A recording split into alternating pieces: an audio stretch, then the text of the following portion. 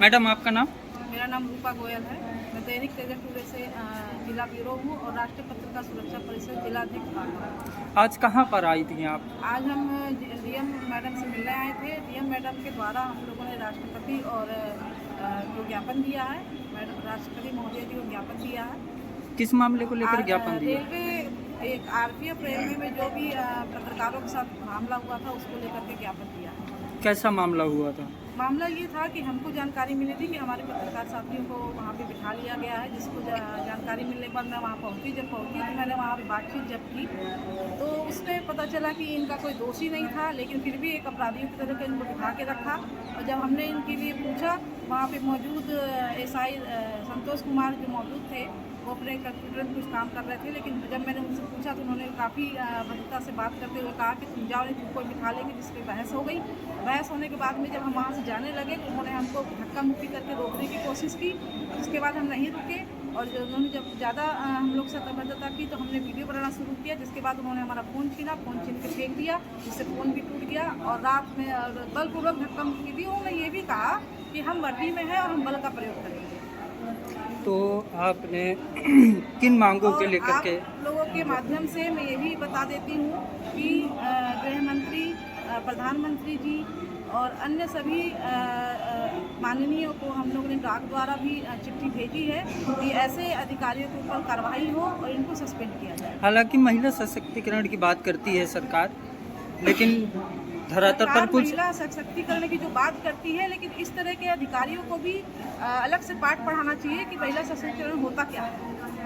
तो आपकी क्या प्रमुख मांगे हैं? हमारी प्रमुख मांग यही है कि इसकी उचित स्तरीय से जांच होनी चाहिए और जांच होने के बाद ऐसे जो आरपीएफ पुलिसकर्मी हैं बदतमीज, उनको सस्पेंड करना चाहिए और कठोर से कठोर कार्रवाई होनी चाहिए।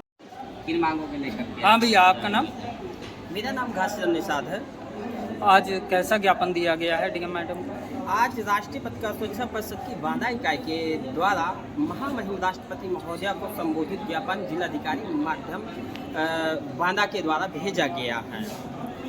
किस प्रकार का ज्ञापन है और क्या मांगे रखी गई? आपको विदित होगा कि विगत पिछले महीने रेलवे स्टेशन बांदा में पत्रकारों के साथ एक अभद्र व्यवहार हुआ था। उसी व्यवहार के संबंध में ये ज्ञापन था, जिसमें से हमारे संबंध सभी पत्रकार भाइयों और बहनों का ये मांग है कि यदि इस प्रकार का दुर्व्यवहार हम पत्रकार बंधुओं के साथ हो सकता है तो आम जनता के साथ किस प्रकार से होता होगा।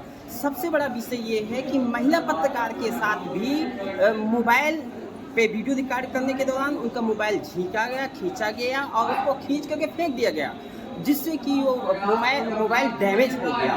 तो इस प्रकार का दुर्व्यवहार कहीं ना कहीं महिला सशक्तिकरण जैसे सरकार की महत्वाकांक्षी योजना को भी पलीत लगाने का काम करती है। तो हमारी मांग है कि जिस प्रकार का दुर्व्यवहार पत्रकार बंधुओं के साथ किया गया है, और शायद यही दुर्व्यवहार किसी पत्रकार बंधु ने या आम नागरिक ने उन तमाम पुलिसकर्मियों में से किसी भी सरकारी कर्मचारी के साथ ऐसा किया होता तो अभी तक न जाने कितनी धाराओं में मुकदमा पंजीकृत हो चुका होता। और बीते लगभग एक पखवाड़ा 20 दिन, लगभग 15-20 दिन होने को जा रहा, लेकिन अभी तक ऐसे दुर्व्यवहार करने वाले कर्मचारियों के साथ कोई भी कार्रवाई नहीं की गई है। यह एक प्रश्न चिन्ह है। जो कहने को है कि कानून तो सबके लिए एक समान है, लेकिन महोदय कहाँ एक समान है? पत्रकार जो मजलूमों की आवाज़ शासन प्रशासन से लेकर के सरकार तक पहुंचाने का काम करते हैं, उनकी आवाज़ उठाने का काम करते हैं, आज वही दुर्व्यवहार का शिकार है। यह एक बड़ा सवाल है।